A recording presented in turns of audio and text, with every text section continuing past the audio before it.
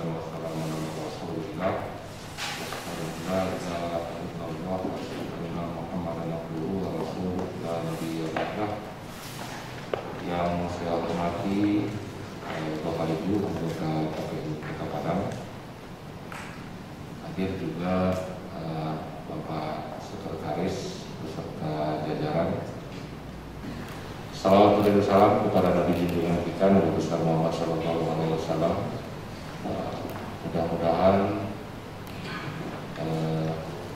aktivitas yang kita laksanakan sehari-hari, yang kita niatkan semata karena Allah Subhanahu Wa Taala, ini menjadi salah satu penyebab dari syafaat beliau nanti di hari akhirat kelak. Bapak Ibu yang saya hormati, selamat datang di fase tahapan dengan labirin terpanjang, Bapak Ibu. Saya katakan fase tahapan dengan labirin terpanjang karena pemutakhiran daftar pemilih itu semenjak kita menyusun dan memetakan TPS sampai di hari pemungutan dan penghitungan suara itu masih terjadi. Kenapa dikatakan terpanjang, Bapak Ibu? Di samping durasi waktunya lama, tapi panjangnya ini juga berliku-liku. Kalau yang sudah berpengalaman sebelumnya menjadi penyelenggara, kita harus punya nafas yang panjang untuk dapat mengelola data ini dengan akurat, Bapak Ibu. Pemilu 2019 lalu DPT sudah selesai, itu ternyata tidak ada di dalam peraturan KPU, tidak ada di dalam undang-undang. Kemudian kita diharuskan lagi untuk melakukan perbaikan terhadap 31 juta data secara nasional, ya. Sehingga berulang lagi proses pencermatan DPT, penetapan DPT, perbaikan 1, perbaikan 2, perbaikan 3. Sebenarnya sudah selesai, tinggal menunggu hari H saja terkait dengan pendataan pemilih khusus yang tidak terdaftar dalam DPT, tapi kemudian menggunakan hak pilihnya sesuai dengan TPS tempat RT RW yang berdomisili atau yang berpemilu kita kenal dengan DPK. Jadi ini tahapan terpanjang, Bapak Ibu, butuh butuh nafas panjang. Makanya divisi data itu Pak BI, Pak Anto yang paling senior itu cuma Pak Dian, seingat saya. Karena di Padang Timur juga bingung mau pilih siapa. Pak Dian sudah terbiasa di PPS mengelola data, mudah-mudahan bisa bersinergi dengan PPK divisi data dari kecamatan lainnya. Masa tahapan, fase tahapan yang panjang ini, Bapak Ibu, tentu kita perlu seimbangkan dengan penyelenggaraan tahapan yang lain, ya. Hari ini kawan-kawan kita dari divisi teknis menjadi leading sektor dalam penyelesaian verifikasi faktual syarat dukungan bakal pasangan calon persoalan. Nah, di saat yang bersamaan kita melaksanakan bidtek terhadap PPS, ya, kemudian terhadap PPDP. Apa kira-kira buah tangan dari penyelenggaraan verifikasi faktual yang bisa menjadi model dan contoh untuk diterapkan dalam pemutakhiran data pemilih atau khususnya pencocokan dan penelitian ini? Kami di tingkat KPU sudah coba mencontohkan, Bapak Ibu, hal yang sangat sederhana. Yang pertama itu adalah menjadi narasumber bidtek. Ya. KPU handle bintek PPK sekaligus handle binteknya PPS. Minimal sebagai narasumber. Apa contoh di sini Bapak Ibu? Kami juga menginginkan nanti Bapak Ibu PPK ini menghandle bintek PPS sekaligus menghandle bintek PPDB. Karena ini PPDB ini sangat jauh jangkauannya dari KPU. Paling karek Pak Saprizal, jadi KPU hanya bisa monitoring lembar kerja. Tapi untuk membintek ya Pak, karena jumlahnya yang banyak, jumlah ini, KPU mungkin agak kesulitan. Itu contoh pertama yang beberapa model-model ya, praktek yang di tahapan verifikasi faktual yang bisa kita terapkan di tahapan pemutakhiran data, kecocokan dan penelitian. Model yang lain Bapak Ibu, kita di KPU juga sudah menyepakati monitoring itu tidak sekedar menemani petugas untuk mengunjungi rumah-rumah. Ya. Kadang-kadang kan kita monitoring, kita ambil efek viralnya. Kita dampingi petugas, kunjungi 1, 2, 3 rumah, foto, kita buatkan video, kita publis di media sosial. Salah nggak Bapak Ibu? Tidak. Itu untuk kepentingan sosialisasi.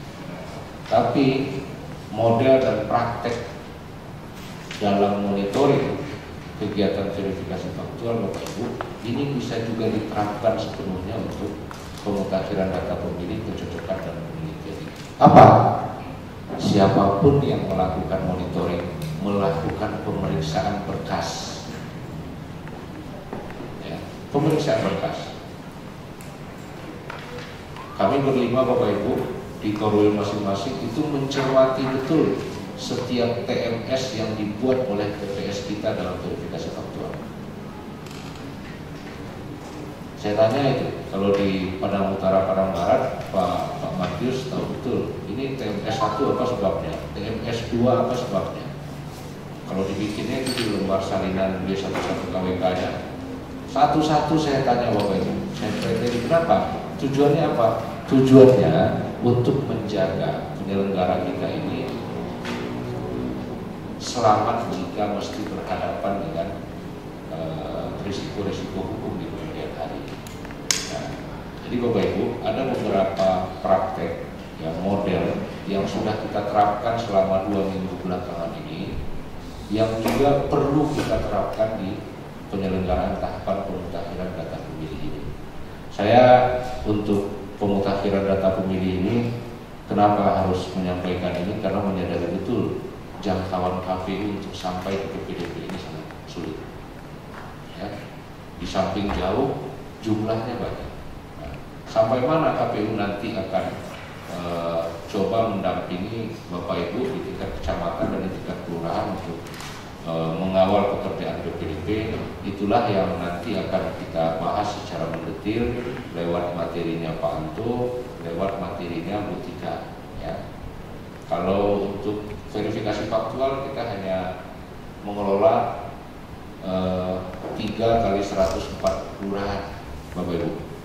Hari ini model A yang sudah disusun itu ada 1936 minus lapas ya 4. Jadi rencana TPS kita itu 1940, 4 ada di lapas, ya. 1936 itu sudah dipastikan ada model A-nya ya Pak ya. Nah, ini bagaimana mengelolanya kalau PPK dan PPS itu tidak bersedia untuk mendampingi PPDB ini seperti kita mendampingi PPS dalam melakukan verifikasi faktual. Jadi Bapak Ibu, ada model yang perlu diingat dan itu perlu dipertahankan. Monitoring dan evaluasi kita itu mesti berbasis data, tidak berbasis kebutuhan sosialisasi saja. Boleh itu kalau sekarang PPK itu lebih kreatif, saya perhatikan beberapa PPK itu sudah siap dengan instrumen penguasaan media sosial untuk bersosialisasi, tahapan dan lain sebagainya. Tapi isinya ini juga perlu kita perhatikan Bapak Ibu. Bapak Ibu tidak usah khawatir, tidak usah ragu ya. Model-model pendekatan monitoring seperti ini itu sebenarnya secara regulasi yang dikehendaki memang seperti itu. Ya. Hadir ke ruangan kerja PPS, lihat berkas hasil verifikasi faktual lapangannya. Berapa tidak ditemuinya? Yang tidak ditemui ini apakah sudah dilengkapi dengan alat bukti yang cukup atau tidak? Ya. Monitoring memeriksa itu semua. Jangan sampai ada satupun data tidak memenuhi syarat yang keliru dicatat. Jangan sampai ada satupun data tidak memenuhi syarat dan tidak dapat ditemui, tidak didukung oleh lampiran BA, lampiran berita acara yang cukup untuk membuktikan setiap penentuan status itu. Nah, jadi Bapak Ibu, kita ke lapangan melakukan monitoring ya bersama-sama. Tentu sudah dipikirkan oleh KPU Provinsi segala sesuatunya. Walaupun kemarin ya kalau di sambutannya tidak ada perubahan anggarannya, tidak bagus juga Mas ya. Seperti lisensi aplikasi berbayar itu ditarik oleh KPU Provinsi, berarti nggak jadi Bapak Ibu membuat akun Zoom ya. Artinya apa? Artinya penyelenggaraan tahapan kita didorong untuk memang benar-benar new normal, benar-benar normal baru ya. Bimtek-nya kalau ruangan kapasitasnya itu ada 40 orang, bimtek atau rakor itu tidak boleh diisi lebih dari 20 orang ya. Kita didorong untuk benar-benar masuk dalam fase normal baru karena beberapa pertimbangan mungkin antara KPU Provinsi dengan Inspektorat. Kalau tetap disiapkan anggaran untuk belanja lisensi aplikasi berbayar, ada kemungkinan KPU Provinsi akan sulit menjelaskan dalam proses pemeriksaan nanti. Karena kita sudah normal, hanya saja perlu dibagi, dikelola dengan baik supaya tetap sesuai dengan ketentuan penyelenggaraan pertemuan di masa normal baru ya. Bahwa pertemuan itu tidak boleh jumlah ruangan itu diisi lebih dari 50% orang. Jadi Bapak Ibu, sebagai gantinya KPU RI itu menurunkan beberapa item kegiatan monitoring untuk PPK dan PPS ya Mas ya. Rincian. Terima kasih Bapak Ibu. Poin saya hanya satu pada hari ini. Saya ingin mengajak Bapak Ibu semua memperbaiki model monitoring kita. Monitoring kita itu tidak untuk kebutuhan sosialisasi saja, tapi juga untuk mempertajam pengawasan dan evaluasi terhadap kerja-kerja jajaran kita di tingkat kelurahan maupun di tingkat-tingkat PPDB. Modelnya sudah kita terapkan Bapak Ibu di mana? Di verifikasi faktual 2-3 minggu belakangan ini. Ya. Nah, mudah-mudahan ini bermanfaat Bapak Ibu.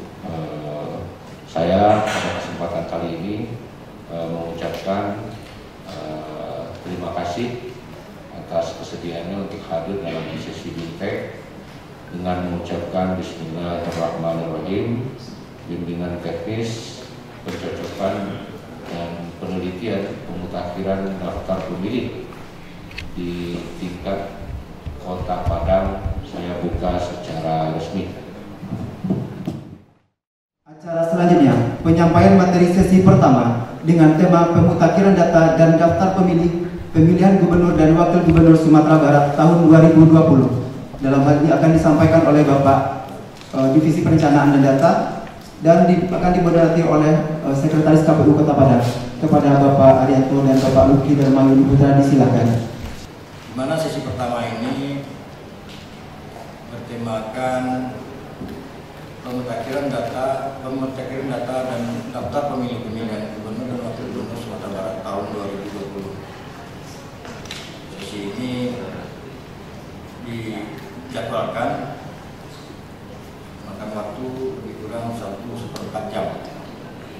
Jadi kita harapkan bapak-bapak dan ibu-ibu semua semua dapat mendengarkan dengan baik sehingga bekal untuk kita ke lapangan atau di pelaksanaan di wilayah kita masing-masing dapat berjalan dengan sukses dan lancar. Baik,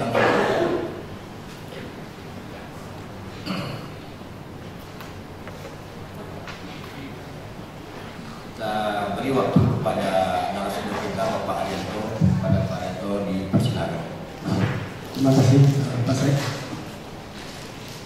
Assalamualaikum warahmatullahi wabarakatuh. Yang kita hormati Ketua KPU Kota Padang beserta komisioner yang hadir pada acara fintech pencatatan data pemilih pemilihan gubernur dan wakil gubernur tahun 2020 di Kota Padang.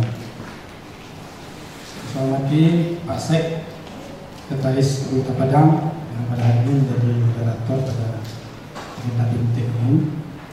Kemudian Ketua beserta revisi data PPK se-Kota Padang. Alhamdulillahirrahmanirrahim.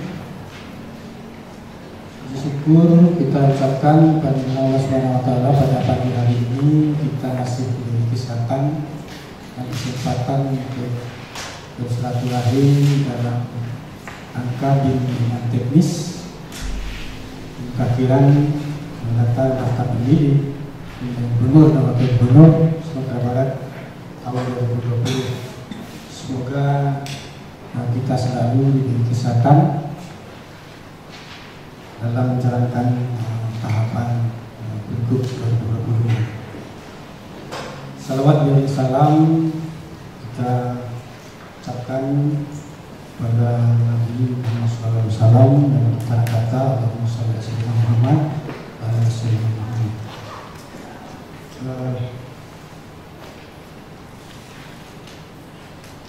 Bapak-bapak, ibu, kawan-kawan, Ketua Revisi Data, pagi hari ini kita mencoba bukan melakukan pengajaran, tapi kita memberi bimbingan teknis ini menyampaikan beberapa hal terkait teknis pemutakiran data pemilih. Kita menyampaikan, kita mengajarkan, itu kan sebenarnya berbeda. Baik, terlebih dahulu saya mengucapkan banyak terima kasih kepada teman-teman Bapak Ibu PPK Kota Padang yang jauh-jauh sebelumnya pada bulan Maret kita sudah melakukan pemetaan TPS. Pertama, Bapak Ibu dilantik dari PPK pada akhir Maret kita melaksanakan pemetaan TPS, walaupun pada masa itu kita Bapak Ibu langsung diberi surat penangguhan masa kerja, penundaan masa kerja. Tapi walaupun adanya penundaan masa kerja karena pandemi COVID-19 ini, Bapak Ibu, teman-teman semua tetap berjuang untuk melakukan pemetaan TPS. Dan pemetaan TPS itu sudah dilakukan beberapa kali, sampai 3 kali. Pemetaan awal itu kita mengacu kepada PKPU itu pasal 10 itu maksimal pemilih itu 800. Kita menghasilkan TPS se-Kota Padang pada waktu itu 1585.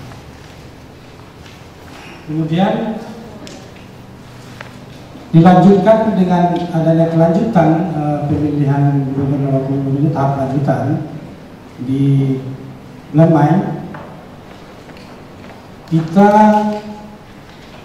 melakukan pemetaan lagi karena adanya surat dinas dari KPU RI 421 yang mengharuskan kita melakukan pemetaan TPS itu maksimal 500. Ini didasari karena adanya RDP KPI dengan Mendagri, Bawaslu dan DPR, sehingga disepakati maksimal pemilih itu per TPS 500, karena mengingat tidak bolehnya berkumpul dalam masa yang banyak. Ini mengingat dengan jumlah 500 mungkin yang berkumpul itu lebih sedikit. Ini pertimbangan sehingga dijadikan maksimal pemilih itu 500. Dan Bapak Ibu, teman-teman semua, melakukan pemetaan ini juga belum dikeluarkan surat SK melanjutkan kembali sebagai PPK. Belum keluar surat untuk melanjutkan kembali sesuai dengan SK yang sudah ditetapkan sebelumnya. Nah, ini berarti semangat Bapak Ibu dan teman-teman semua dalam melakukan tahapan Pilgub 2020 ini sangat besar sekali, sehingga kami sangat mengucapkan banyak terima kasih dalam pemetaan TPS yang sudah dilakukan 3 kali tahapan. Kemudian yang menghasilkan pada hari ini jumlah TPS itu 1936, masuk lapas itu menjadi 1940. Ini artinya Bapak Ibu, kita memiliki TPS sebanyak 1936. Kemudian jumlah, ini sedikit ceritanya Pak ya. Jumlah RT yang ada di Kota Padang itu 3.387. Jumlah RW yang ada di Kota Padang itu 877.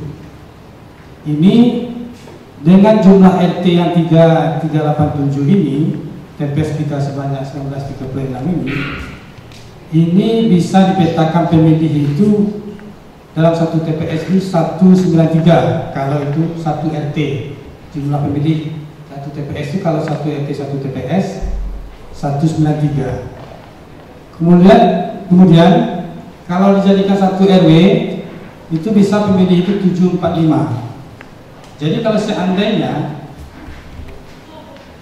maksimal pemilih itu 800 kemarin itu, berarti bisa satu RW itu satu TPS. Satu RW itu satu TPS, sehingga mungkin bisa menghasilkan sebanyak 877 TPS. Kalau kita populasikan hitung-hitungannya seperti ini. Kemudian jumlah KK yang ada di Kota Padang itu 218835. Kalau kita kaitkan dengan jumlah TPS kita hari ini 1946 itu, berarti satu TPS itu ada 1113. Di 113 dalam satu TPS itu terdapat KK itu sekitar 113.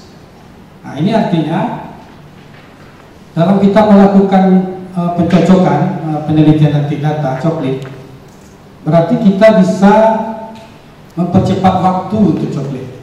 Karena dalam satu KK itu kan ada 5, ada 2 isinya dalam rumah itu.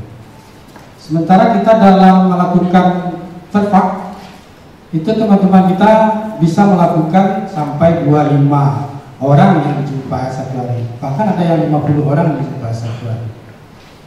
Kalau bisa satu rumah itu dijumpai satu hari 50, berarti dalam hanya beberapa hari, 3 hari sudah selesai kita melakukan coklit. Kalau kita kalkulasikan seperti ini. Ini berarti semangat kita dalam kalkulasi ini bisa kita hitung, berhitung kita dalam proses coklit ini dalam waktu yang bisa kita lakukan dalam waktu yang cepat. Nah, kemudian nanti kita juga nanti akan dibantu oleh aplikasi untuk melakukan coklit ini. Ini nanti akan kita bahas dalam sesi yang agak serius, dimana ini aplikasi ini dibuat juga oleh teman-teman kita di PPK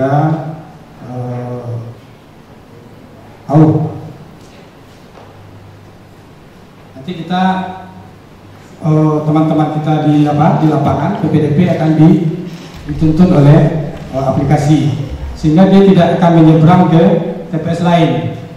Biasanya kan dalam proses coklit itu nyebrang dia ke lokasi lain, sehingga terjadi data ganda antar TPS. Kita menghindari ini, jadi kita mencoba untuk mempermudah pekerjaan teman-teman PDP di bawah, dan juga ini kita menghasilkan data yang sangat berkualitas.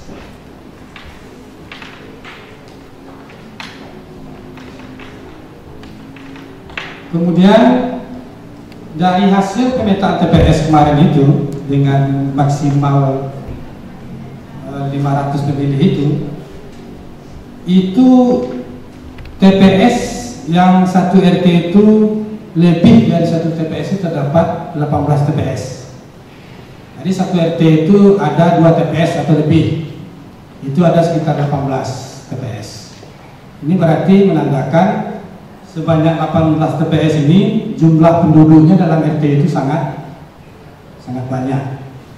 Ini Kota Padang ada 18. Kemudian TPS yang terdiri dari satu RT itu ada 815. Jadi banyak yang TPS kita cuma dalam satu RT. Ini menandakan juga memudahkan teman-teman kita PDP di bawah untuk melakukan coklit, sehingga coklit di lingkungan RT itu sudah mudah untuk mengenali masyarakat di lingkungan RT. Sebelumnya waktu kita waktu tahun 2018 itu kan ada satu RT itu dibelah, dimasukkan pemilihnya ke dalam RT lain, sehingga dalam satu TPS itu terdapat 2 RT tapi penduduknya terbelah. Juga jika kakak-kakaknya terbelah, sehingga satu keluarga itu terpisah antar TPS. Sekarang di PKPU 19 itu diatur sehingga tidak memisahkan pemilih dalam satu kakak itu. Juga tidak memisahkan pemilih dalam satu RT digabungkan dengan RT lain dalam satu TPS. Kemudian TPS yang terdiri dari 2 RT itu 805. Kemudian TPS yang lebih dari 4 RT itu cuma ada 6 TPS. Jadi TPS yang terdiri dari lebih dari 4 RT itu ada 6 TPS. Berarti sedikit sekali yang jumlah TPS yang memiliki banyak RT. Ini sedikit sekali. Berarti menandakan ini juga lebih memudahkan akurasi data. Cuma ada 6 TPS yang perlu kita monitoring secara lebih intensif. Dan ada 4 TPS yang melebihi 4 RT. Kalau yang cuma ada 4 RT itu cuma ada 53 TPS yang terdiri dari 4 RT. Nah, ini berarti ada semangat baru bagi kita dalam Pilgub tahun 2020 ini untuk menata pemilih yang sangat berkualitas. Memang gaungan KPU itu sekarang adalah pemilih berkualitas. Kemudian dari segi jumlah pemilih dalam TPS itu yang kecil dari 100 itu cuma ada 4 TPS. Nah, ini tentu ada alasan tertentu dalam masalah geografis yang saling sangat menonjol dalam masalah TPS. Ada yang 200 dan 300 itu ada 583 TPS. Ada yang 300 sampai 400 itu ada 801 TPS. Kemudian rank 400 sampai 500 itu ada 470 TPS. Berarti jumlah TPS yang mendominasi itu antara 300 dan 400. Jadi jumlah merata itu pemilih itu antara 300 dan 400. Ini juga memudahkan dalam melakukan coklit data pemilih nantinya. Itu mungkin sedikit informasi dalam proses data yang sudah kita lakukan dalam proses pemetaan TPS sehingga menjadi maksimal 500. untuk memudahkan kita dalam mendapatkan data berkualitas yang digaungkan oleh KPU. Semoga di Kota Padang kita menghasilkan data pemilih itu yang betul-betul sangat berkualitas dengan beberapa hal-hal yang telah saya bicarakan tadi, itu menandakan bahwasanya kita bisa mendapatkan data berkualitas itu. Baik, kita coba materi dari awal.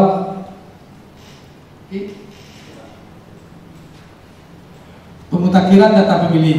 Nah, ini kan apa pemutakhiran data pemilih? Mungkin secara undang-undang dijelaskan adalah kegiatan kita untuk memperbaharui data pemilih berdasarkan DPT terakhir, kemudian dilakukan oleh KPU dengan bantuan PPK dan PPS serta PPDP untuk melakukan proses coklit di door to door, ya, door to door, rumah ke rumah, untuk memastikan data pemilih itu yang keabsahan data pemilih itu berdasarkan kartu kependudukan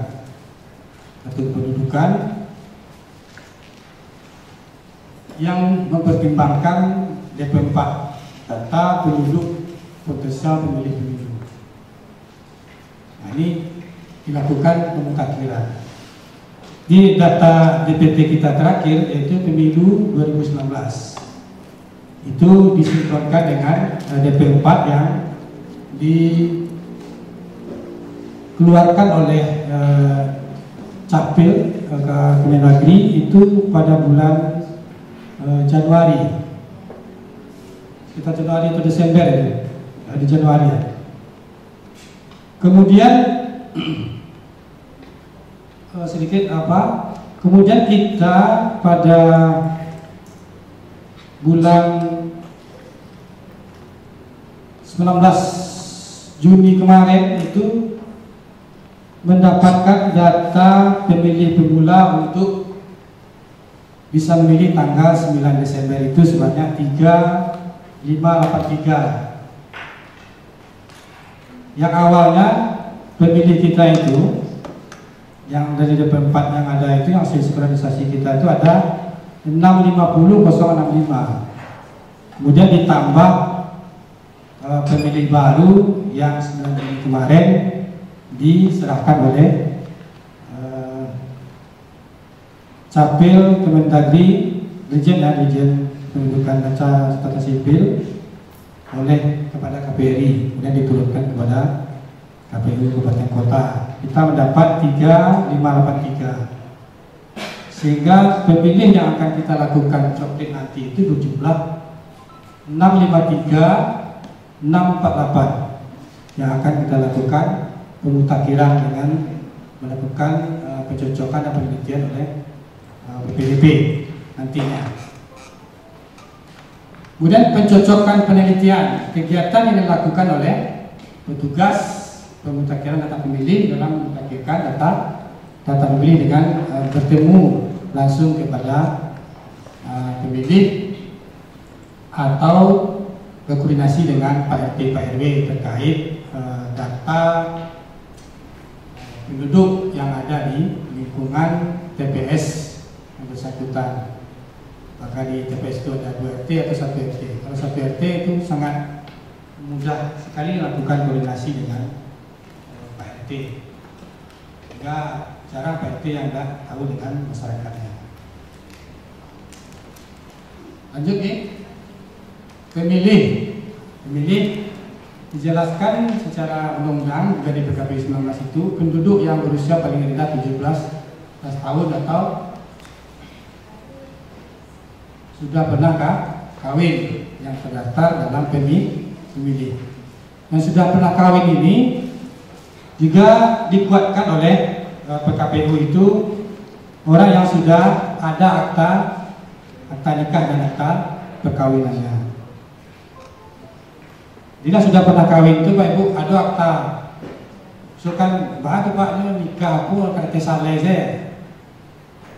Jadi ada akta nikah, akta perkawinan atau buku nikah.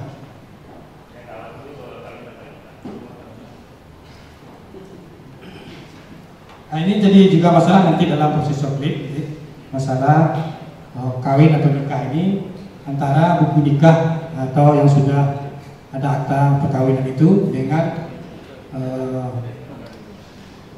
nikah siri bahasa Jawa dengan kata sayembara itu, atau memang di KTP-nya sudah dinyatakan statusnya itu kawin, atau surat keterangan suketnya sudah dinyatakan statusnya itu kawin walaupun belum berumur 17 tahun. Kemudian syarat pemilih, ini syarat pemilih itu ada 4 syarat pemilih ini. Nanti yang 4 ini akan dikembangkan menjadi TMS, ada 10 jenis TMS yang akan kita lakukan proses coklit dan penelitian. Ada 4 syarat pemilih itu genap berumur 17 tahun atau lebih pada hari pemungutan suara, atau pernah kawin atau nikah dibuktikan dengan akta perkawinan atau nikah berdasarkan KTP atau suket, surat keterangan.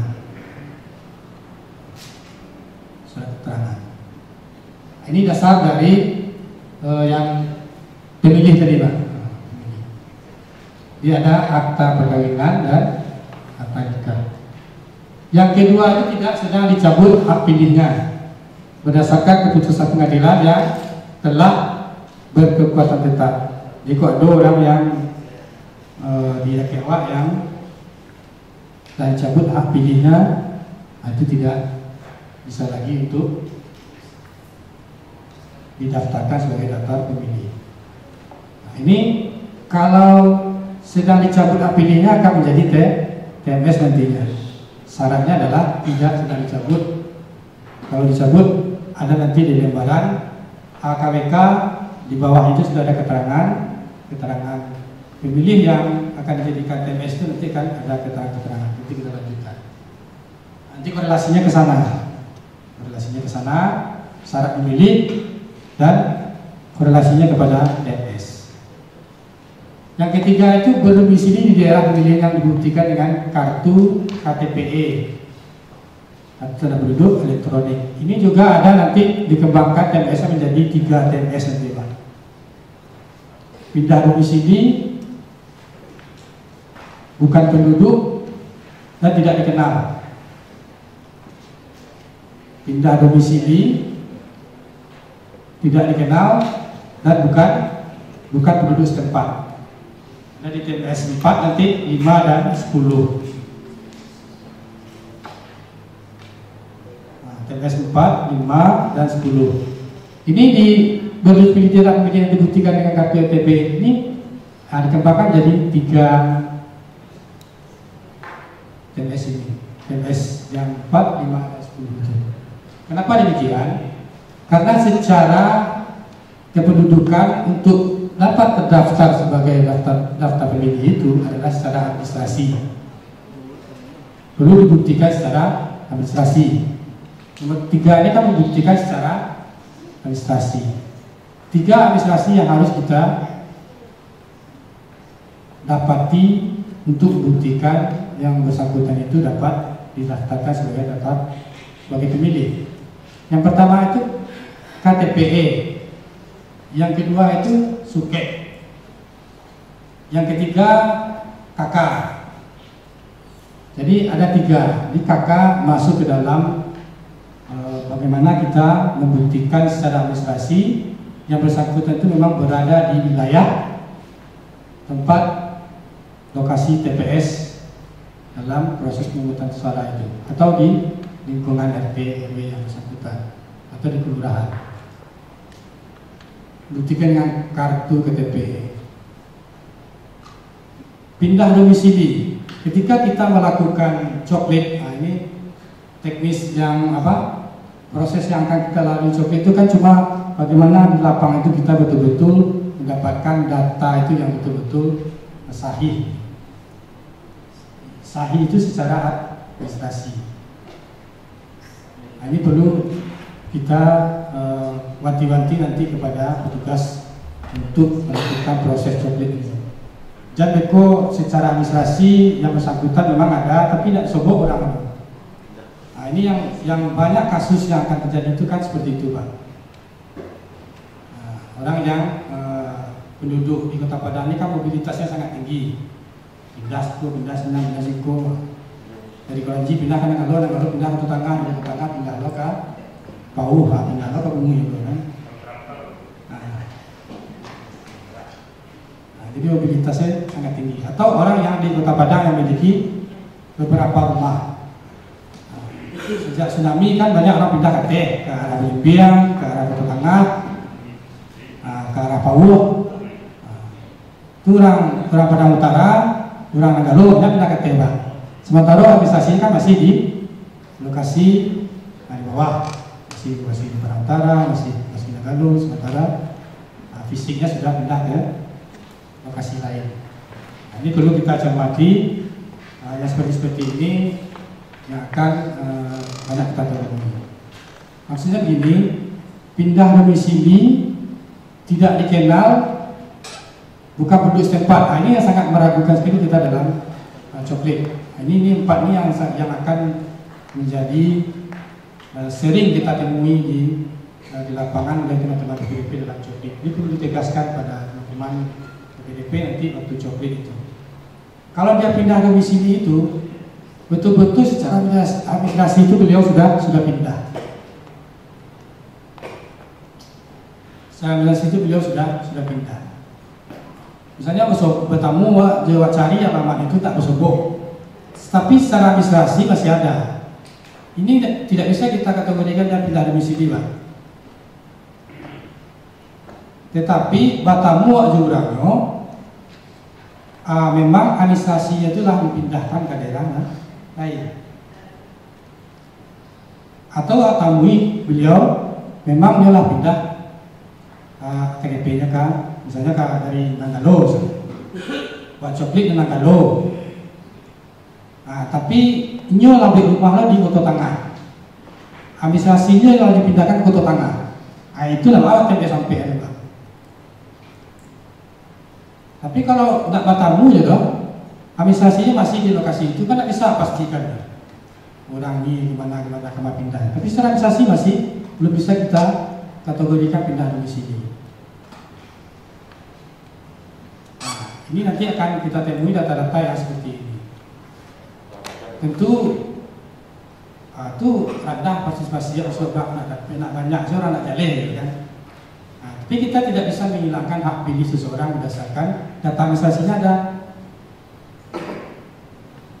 Kemudian pemilih yang tidak dikenal. Pemilih tidak dikenal ini gimana statusnya? Apakah orang yang punya KTP balega mencari nak bersobok? Apa nak dikenal orang itu? Nah, dia tinggal sekolah di CPT. Memang dulu ada begini takama gitu. Tapi masih terdaftar secara DP4 itu, secara data pemilih kita yang akan turun ke KWK itu kan memang dari catatan sipil. Nah, ini kasusnya misalnya seperti ini, Pak. Orangku tinggal sampai, contohnya tinggal di Nagalo, Sukulan Surogadang, Alamo, dia lah hilang, datanya masih ada, tanya lah mati kan? Kan ada tahu tuh. Tanya lah pergi keluar kota, meninggal situ, kan ada pemberitahuan. Ini karena waktu itu mengontrak di tempat di daerah Surogadang, dia urus administrasi di daerah Surogadang, dia pindah tempat lain, meninggal aja, kurang sih kan tak tahu. Administrasinya kan tak pernah diambil dari Dukcapil. Awak kan tak tahu baca menghilangkan orang seperti itu. Administrasi masih ada. Tapi kalau orangnya tidak dikenal betul-betul secara administrasi itu memang tidak ada juga. Nyolah lama tinggal risiko. Tapi dia tidak pernah mengurus administrasi. KTP tidak ada, suket tidak ada, kakaknya tidak ada. Itu baru tidak dikenal secara administrasi. Kita bicara masalah administrasi, bukan masalah fisik. Nah, ini kita hati-hati di dalam proses coklit, karena tidak bersobok Pak Pusat mobil saya tidak dikenal. Nanti tiba-tiba muncul orang. Nah ini kan menghilangkan hak pilih ini kan pidana lah. Nah, ini perlu kita berhati-hati dalam proses sulit, walaupun nanti memang banyak data-data yang tidak ditemui orang yang bersangkutan. Kemudian bukan penduduk setempat. Bukan penduduk setempat. Secara organisasi beliau bukan penduduk setempat. Contoh, ambo tinggal nang Galo, KTP mu nang Galo, pindah ke Kota Tangga, didatang semua orang. Ambo bukan penduduk setempat, karena secara organisasi udah ada di situ. Baik, terima kasih. Assalamualaikum warahmatullahi wabarakatuh.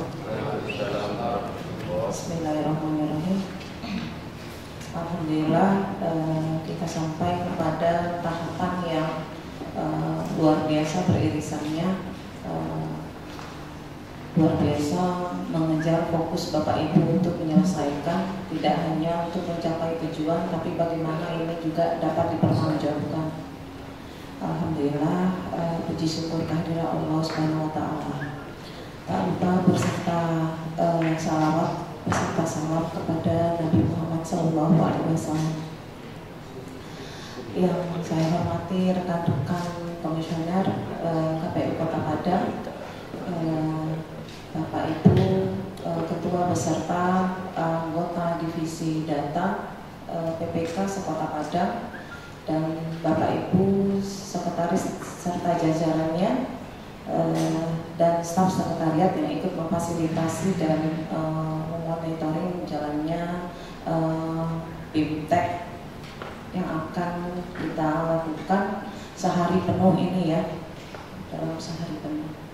Baik, kita masuk kepada tahapan kerja pemilihan panitia pemungutan suara. Namun dalam hal ini kami perlu menekankan bahwa seluruh tahapan itu dilaksanakan dan mempunyai tanggung jawab penuh di tiap tingkatannya. Jadi KPU memegang tanggung jawab penuh terhadap pekerjaan ad hoc di bawahnya. Ini perlu dipahami, KPU membentuk badan ad hoc, dan badan ad hoc diharapkan dapat menunaikan seluruh kewajibannya sesuai dengan sumpah janji, fakta integritas, dan seluruh dari tugas dan kewenangan yang dilimpahkan oleh KPU kepada Bapak-Bapak PPK, Bapak-Bapak PPS, Bapak Ibu ya, Bapak Ibu PPK, Bapak Ibu PPS, dan seterusnya sampai nanti ke tingkat TPS. Ini dia berjalan sequence, satu sama lain dia terhubung, satu sama lain dia terkoneksi, dan satu sama lain memberikan informasi yang sama. Gitu. Jadi data itu akan muncul berasal dari bawah yang harus dipertanggungjawabkan sampai nanti dia sampai akhir tahapan pemilihan. Nah, cukup sampai di situ saja? Tidak. Bila bersengketa, data ini akan dicari kronologisnya dan harus dapat dibuktikan bahwa yang kita lakukan sesuai dengan yang sudah dalam ketentuan perundang-undangan. Nah, ini tidak mudah, tapi juga tidak susah sepanjang kita memang menjalankan sesuai dengan peraturan perundang-undangan. Begitu. Nah, masuk kita ke dalam materi dulu, bahwa PPK, PPS, KPU itu tetap harus menjalankan fungsi koordinasi dan kerjasamanya dengan stakeholder. Siapa saja itu? Nah, contoh stakeholder yang ada di tingkat PPS, karena kita membahas PPS. PPS itu dia punya stakeholder. Dari pertama waktu ortu untuk PPK kita sudah mengatakan bahwa ada dokumen, ada regulasi, ada relasi. Stakeholder ini termasuk dalam relasi yang diatur di dalam regulasi harus melakukan koordinasi. Seperti itu.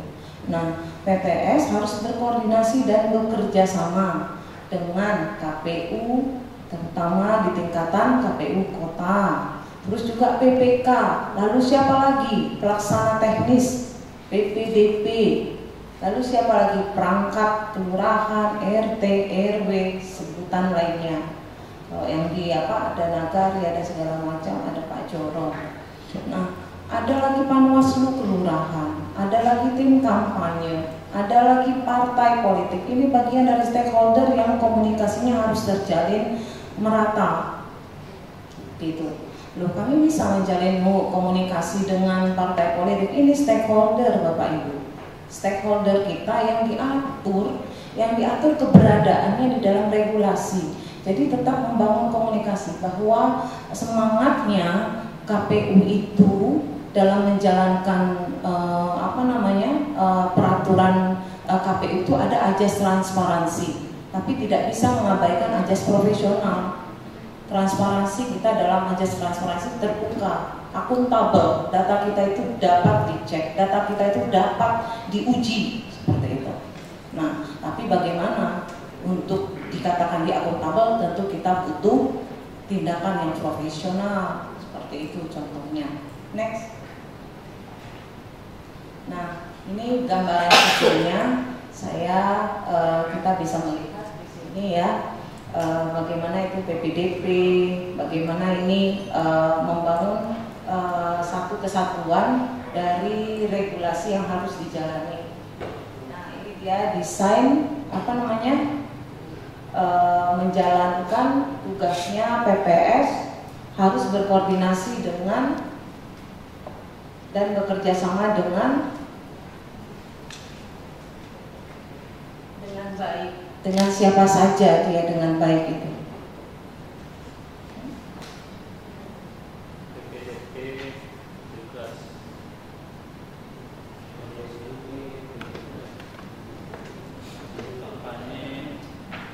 Baik. Oke. Ya, dalam menjalankan tugasnya PPS berkoordinasi tadi ya dengan baik dengan siapa saja. Dengan PPDP-nya ini ya, dengan siapa? Ada Panwaslu, ada siapa lagi? Ada petugas registrasi kependudukan di tingkat kelurahan.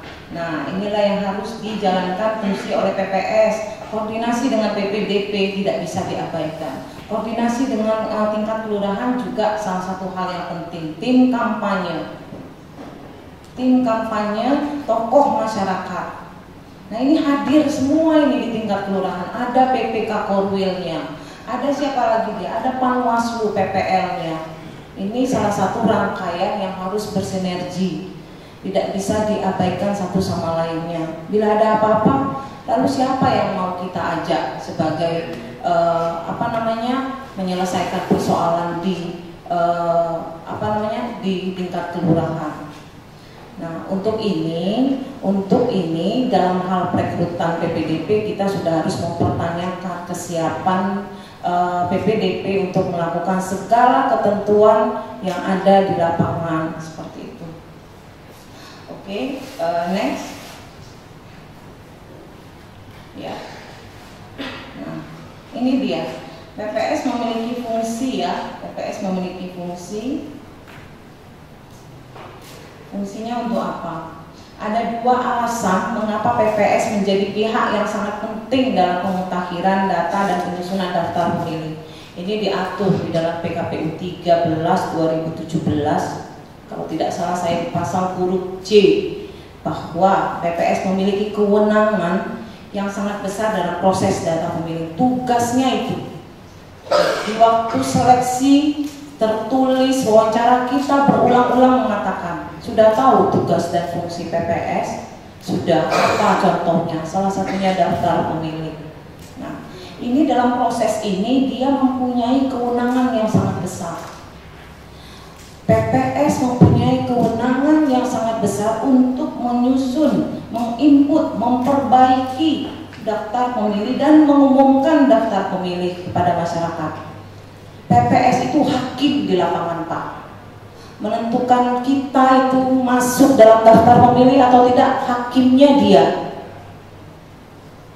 Sama halnya dengan PPS sebagai verifikator sekarang. Menentukan ini MS, TMS tidak ditemui, itu hakimnya PPS. Namun hakim akan diminta pertanggungjawabannya bahwa apa yang dilakukannya ada bukti. Ketika PPS mengatakan ini MS-nya ini, dalilnya ini, harus dia buktikan MS-nya ada bukti enggak, ada berita acaranya enggak. Nah itu, ketika menjadi hakim, dia yang menentukan. Namun hal ini tidak lepas ketika harus dibuktikan, tentu dalilnya harus dibuktikan dengan tepat seperti itu.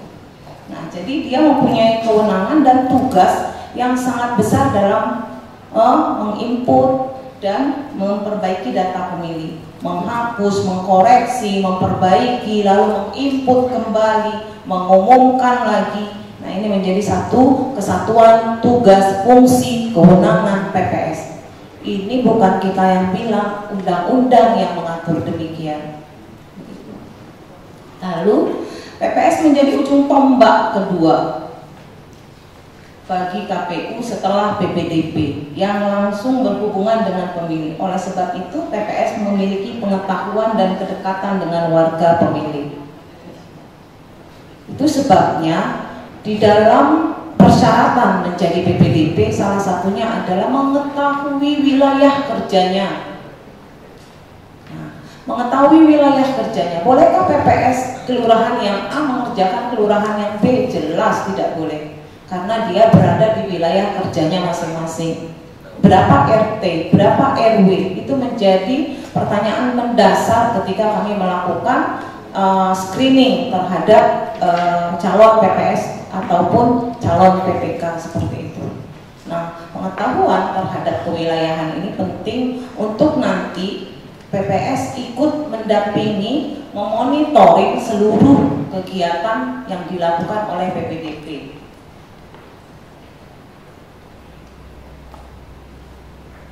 Begitu. Jadi PPS tidak duduk manis, diam untuk menunggu data. Tetapi PPS akan ikut memonitoring jalannya dan pelaporan yang diberikan kepadanya untuk dilakukan check and balance. Hidup ini harus ada check and balance. Ceknya bagaimana? Kalau perlu dia melakukan pendampingan, kalau perlu lagi melakukan sampel terhadap data-data yang sudah diberikan untuk menguji, uji petik. Uji petik ini penting. Uji petik terhadap kinerja PPDB seperti itu. Nah, ini dalam rangka melindungi pekerjaan PPS itu sendiri. Jadi kalau ada ujung tombak itu dua, PPDB satu, PPS yang kedua. Nah, kita PPK menjadi guidance-nya, menjadi petunjuk bahwa benar PPS kami telah melakukan seluruh sesuai dengan kewenangan yang diberikan kepadanya. Nah, ini PPK guidance, supervisi, monitoring harus jelas Bapak Ibu lakukan. Kami juga tidak bisa duduk manis dia menunggu laporan Bapak Ibu, oh ini sudah dikerjakan, ini sudah apa. Perlu dilakukan uji petik, kita lakukan uji petik. Ya, kalau tadi Pak Anto mengatakan ada uji publik, kalau kita nanti mungkin akan ada uji petik, melihat, mencermati, melakukan check and balancing terhadap seluruh pekerjaan PPS yang telah diberikan kepada dan diberikan kepada PPS tersebut melalui PPK-nya. Nah, oleh sebab itu dia harus memiliki pengetahuan terhadap coklit ini nanti. Nah, yang berikutnya ini protokol kesehatan. Salah satu tambahan tugas dari kita yang tidak bisa diabaikan dalam masa pandemi ini, penerapan protokol kesehatan. Kita banyak bertemu orang, kita sudah rapid test. Terus apakah ini menjadi satu ketika rapid test kita merasa oh sudah diri kita sudah aman, ternyata tidak. Kewajiban kita untuk melindungi sesama itu penting, melindungi diri kita sendiri, keluarga kita sendiri. Ketika selesai beraktivitas, apa yang harus kita lakukan? Jadi kalau biasanya kan PPDB kita juga ada yang masuk ke ruang tamu. Kalau dipersilakan masuk ke ruang tamu, jadi itu diupayakan untuk tidak dilaksanakan pada coklit pemilihan kali ini. coklit seperti yang sudah kita ketahui itu sebenarnya hanya ada 4 elemen data ya Pak. Cocok, tidak cocok itu ada nanti diubah, di TMS kan, dan kemudian ada pemilih yang baru. Itu sudah sama dari pemilihan sebelumnya. Kemudian pada pemilihan kali ini perbedaan formulir-formulir yang kita gunakan itu dan tahapannya ada di 3 titik yang saya amati, yakni yang sudah disampaikan Pak Anto tadi, disabilitas. Kalau dulu kriteria disabilitas seperti apa, sekarang sudah dibagi menjadi 4. Kemudian status rekam Pak. Status rekam di formulir itu sekarang sudah ada status rekam. Sedangkan dahulu kita tidak memiliki status rekam. Jadi status rekam ini akan menjadi perhatian dan titik poin kita untuk mengevaluasi pelaksanaan pekerjaan oleh PPDP. Selanjutnya, seperti yang sudah disampaikan tadi juga uji publik. Jadi 3 ini adalah perbedaan pemilihan yang lalu dengan pemilihan yang sekarang. Kalau ketua PPK saya pikir udah dari ini ya, udah dari penyelenggaraan sebelumnya. Tapi kalau divisi data kayaknya cuma Pak Sam ya yang juara bertahan ya Pak ya, cuma Pak Sam. Jadi barangkali kita sekarang mungkin lebih bahas tentang penggunaan formulir pengisian agar kita dapat mendistribusikan ini pengetahuannya kepada PPDP agar tidak keliru nanti pada pembuatan rekap Pak. Karena persoalan kita pada setiap pemilihan itu adalah rekap pelaksanaan yang diarahkan oleh KPU, yang dibutuhkan oleh KPU untuk perekapan itu ada kadang keliru pelaksanaan di tingkat bawah. Alat coklit seperti yang sudah dibahas oleh Pak Anto tadi, KTPL, suket dan KK. Pada pemilihan yang lalu kita KTPL dan suket, KK kita abaikan ya Pak. Dulu ada orang yang kita datang ke rumah, beliau tidak ada di tempat, tidak berada di rumah yang kita kunjungi, namun kakaknya masih di sana. Kita tidak coklit, bahkan kita coret dulu ya Pak ya. Namun sekarang di buku kerja PPDP itu tidak ada lagi. Pada saat kunjungan itu justru kita diarahkan untuk menanyakan kepada PPDP bahwasanya apakah masih ada famili, sanak keluarga yang masih memiliki identitas di sana yang tidak ditemukan pada saat itu. Jadi kakak itu bisa kita listkan sekarang dan dipastikan mereka akan memilih, sekiranya memilih di TPS yang dicoklik itu dikabarkan maksudnya tanggal pemilihan tanggal sekian, mekanismenya bagaimana caranya. Kemudian sekiranya mereka memilih di tempat berdomisili sekarang, nanti PPDP bekerja mengaktifkan aplikasi webnya dihubungkan dengan link yang nanti kita kirimkan, itu akan tampak dia berada di mana lokasi. Yang kita harapkan sekarang Pak, PPDP itu tidak mencoklik data yang ada di AKWK. Yang kita harapkan tidak seperti itu, tapi PPDP mencoklik sesuai dengan wilayah kerja. Maksudnya apa? Jika sesuai AKWK, ini barangkali habis nama di AKWK, barangkali tidak berhenti coklit. Paling kalau ditanya masuk rumah ada pembeli baru ada atau tidak itu. Jadi kalau patokannya adalah nama di AKWK. Tapi yang kita harapkan adalah PPDP itu menghabisi wilayahnya untuk dicoklit. Selagi masih ada wilayah yang belum dicoklit, belum dilalui, itu dilaksanakan untuk dilalui oleh PPDP. Ini kegunaan web ini kita nanti berkelanjutan. Insya Allah sampai lokasi pemetaan TPS nanti kita akan menggunakan ini. Jadi sekiranya nanti lokasi TPS sudah kita pilih, kita ambil apa istilahnya koordinatnya, dia sudah bisa langsung ditampilkan ke map. Kebutuhan untuk stakeholder baik itu di tingkat kelurahan, kecamatan maupun di tingkat Kota Padang nantinya kita share linknya. Mereka akurat itu juga bisa kita gunakan untuk materi sosialisasi kepada pemilih untuk mencari jalan di mana lokasi TPS. Banyak hal yang bisa kita gunakan dengan map ini. Klik satu informasinya, itu udah ya. Informasinya udah bisa Bapak Ibu lihat karena ini baru kita belum selesai, baru kita rencanakan. Rencananya di informasi TPS ini akan kita tampilkan mulai dari nomor TPS, lokasi, kecamatan, kelurahan, hingga petugas PPDP dan PPS di wilayah itu. Dilengkapi nomor telepon. Artinya sekiranya pemilih berada di satu lokasi ingin memastikan dirinya sudah terdaftar atau belum di suatu TPS, itu bisa menghubungi, bisa mengklik link yang ada tersebut untuk dapatkan informasi kemana petugas yang akan dihubungi. Itu rencana pengerjaannya. Namun bukan berarti dengan link ini PPDP dapat mencoklik secara online, karena kita harus memastikan formulir AA1 dan stiker dan tanda telah dicoplik itu harus disampaikan kepada pemilih. Jadi link ini kita gunakan untuk memudahkan kita melaksanakan pekerjaan dan melaporkan serta mensosialisasikan apa yang telah kita kerjakan. Barangkali seperti itu. Namun untuk melengkapi pemetaan ini bekerja sama dengan divisi SDM tadi, kita membutuhkan nama dan nomor telepon PPDP itu sudah lengkap paling lama besok ya kalau nggak salah Pak ya.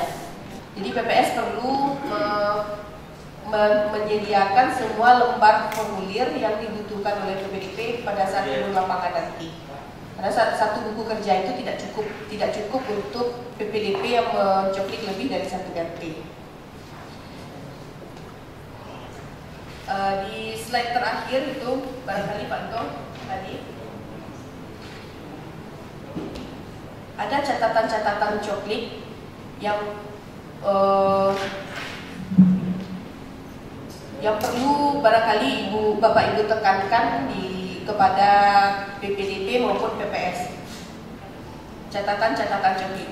Seperti yang sudah saya bilang di awal tadi, coklik itu sebenarnya simpel saja. Sesuai, tidak sesuai TMS, ubah data, pemilih baru. Itu saja sebenarnya. Namun karena ada kebutuhan pelaporan dan kebutuhan pertanggungjawaban pelaksanaan tahapan ini, baik itu kepada KPU lembaga di atas kita maupun kepada stakeholder lainnya, itu mengapa kita perlu melaksanakan pelaporan yang rapi. Karena kalau Bapak Ibu lihat di pemilu kemarin itu, tiap sebentar yang minta data ke KPU. Itu Panwas tuh setiap tahapan minta data ya Pak Anto ya. Panwas setiap tahapan minta data. Jadi itulah kenapa pelaporan ini menjadi serius KPU, karena KPU juga kemarin kan keteteran kami tidak bisa kasih data. Kita tidak bisa kasih data karena di bawahnya juga tidak terakumulasi dengan baik. Itulah kenapa pada buku kerja kali ini itu akan menjadi sedikit diperhatikan. A'udzubillahi minasyaitonirrajim. Bismillahirrahmanirrahim. Alhamdulillahirabbil alamin. Hamdan yuwafi ni'amahu wa yukafi'u mazidah. Ya Rabbana lakal hamdu kama yanbaghi li jalali wajhika wa azimi sultanik. Allahumma shalli ala sayyidina Muhammadin wa ala ali sayyidina Muhammad. Allahumma ighfir lana wa liwalidayna warhamhuma kama rabbayani shighara. Allahumma ighfir lil muslimina wal muslimat wal mu'minina wal mu'minat al ahya'i minhum wal amwat birahmatika ya arhamar rahimin. Allahumma ihdinas siratal mustaqim siratal ladzina an'amta 'alaihim ghairil maghdubi 'alaihim waladdallin. Amin. Ya Allah ya Ghafur, Engkaulah yang Maha Pengampun atas segala dosa. Ampunilah dosa-dosa kami, dosa orang tua kami, para pemimpin kami, pejuang kami, dan para pendahulu kami. Tempatkanlah kami dan mereka semua dalam lindungan rahmat dan ampunan-Mu. Ampunilah dosa dan kesalahan kami, baik yang kecil maupun dosa besar, yang kami sengaja maupun yang tak kami sadari, yang nampak ataupun yang tersembunyi. Hanya Engkaulah tempat kami untuk meminta ampunan, sebab makfirah dan kasih sayang-Mu ya Allah mengalahkan hasad dan murka-Mu. Ya Allah, ya Rahman, ya Rahim, pada hari yang berbahagia ini, kami semua berkumpul di ruangan ini dalam rangkaian kegiatan bimbingan teknis pemutakhiran data dan daftar pemilih pemilihan gubernur dan wakil gubernur Sumatera Barat tahun 2020. Berkahilah acara kami ini ya Allah. Dengan memohon izin dan ridho-Mu ya Allah, berkahilah semua langkah dan perbuatan kami. Jadikanlah kegiatan ini menjadi nilai ibadah di sisi-Mu ya Allah. Tiada harapan dan dambaan kami melainkan mengharapkan barokah dan ridho-Mu selalu menyertai dalam kegiatan ini. Limpahkanlah dengan rahmat, taufik, ridha serta hidayah-Mu agar acara yang kami gelar hari ini memberikan rasa cinta dan rasa tanggung jawab yang tinggi bagi kami dalam membangun Kota Padang. Bimbinglah kami dengan taufik dan hidayah-Mu agar kami dapat menjalankan tugas dan amanah yang Kau berikan kepada kami. Ya Allah, Engkau Maha Pemberi petunjuk, bersihkan hati kami dari sifat-sifat syaitan. Bukakan pintu hati kami untuk menerima hidayah-Mu. Bimbinglah kami dalam setiap langkah dan keputusan. Luruskan kami jika lalai dan khilaf. Tanamkan sifat amanah, jujur, dan tawadu dalam tugas dan keseharian kami. Jadikan kami hamba-Mu yang pandai bersyukur atas pemberian-Mu. Ya Allah, ya Rahman, ya Rahim, hidupkanlah kami dalam cahaya, rahmat dan keimanan-Mu. Matikanlah kami dalam ibadah terbaik yang pernah kami miliki, dan bimbinglah setiap langkah kami. Sungguh, hanya kepada-Mu lah tempat kami bergantung. Ya Allah, ya Mujib, Engkaulah yang Maha mengabulkan doa. Perkenankanlah doa dan permohonan kami. Rabbana taqabbal minna innaka antas samiul alim wa tub alaina innaka antat tawwabur rahim. Rabbana zalamna anfusana wa illam taghfir lana wa tarhamna lanakunanna minal khasirin. Wa sallallahu ala sayyidina Muhammadin wa ala alihi wa sahbihi wa sallam. Subhana rabbika rabbil izzati amma yasifun. Wassalamu ala mursalin walhamdulillahi rabbil alamin. Assalamualaikum warahmatullahi wabarakatuh. Waalaikumsalam warahmatullahi wabarakatuh.